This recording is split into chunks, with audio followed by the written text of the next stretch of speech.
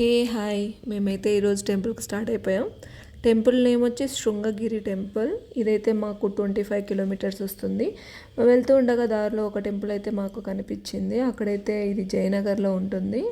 ఇక్కడ వెంకటేశ్వర స్వామి అండ్ అమ్మవారు అయితే ఉంటారు. ఇక్కడైతే టెంకాయ తీసుకొని మేమైతే దర్శనం చేసేసుకొని ఫైనల్లీ ప్రసాదం తినేసి స్టార్ట్ అయిపోయాం శృంగగిరి టెంపుల్కి.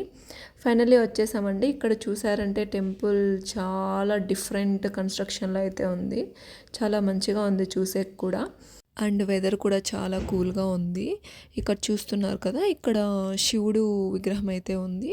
ఇంకా పైకి వెళ్తే అక్కడ సుబ్రహ్మణ్య స్వామి ఉంటారు. అండ్ ఇక్కడ నేను చూపిస్తున్నాను కదా, ఆపోజిట్లో అయితే ఒక అమ్మవారి టెంపుల్ ఉంది. అదైతే నేను తర్వాత చూపిస్తాను. ఇప్పుడైతే మనం సుబ్రహ్మణ్య స్వామి దర్శనానికి వెళ్తున్నాం. సో ఇక్కడైతే ఏదో సంథింగ్ ఫంక్షన్ అయితే ఉంది. సో అందుకని వీళ్ళు డెకరేషన్ అయితే చేస్తున్నారు. చాలా బాగుంది చూసేకి. నైట్ టైం అయితే సూపర్ ఉంటుంది. ఇంకా దర్శనం చేసుకొని ప్రసాదం తీసుకొని అయితే మేమైతే వచ్చేసాం. నేను వచ్చి కూర్చుంటానే ఇక్కడైతే ఈ పిల్లి ఎక్కడి నుంచో వచ్చిన డ్రెస్ మీద అయితే కూర్చునేసింది. చాలా సాఫ్ట్గా ఉన్నట్టుంది. సో మంచిగా పడుకునేసింది. ఇంకా ఫైనల్లీ పోవాలి కదా, నేనైతే లేచేసాను.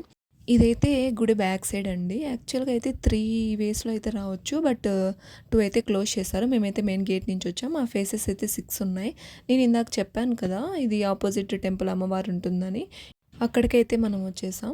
ఇది వచ్చి ఎలా ఉంటుందంటే లైక్ రథం టైప్ ఉంటుంది. సో లోపల అమ్మవారు ఉంటుంది. ఇక్కడ కూడా మేము దర్శనం చేసుకొని మేమైతే స్టార్ట్ అయిపోయాం. ఇంకా లంచ్ టైం అయితే అయిపోయింది. సో మేమైతే ఇక్కడ ఫ్రూట్స్ తీసుకొని తినేసాం.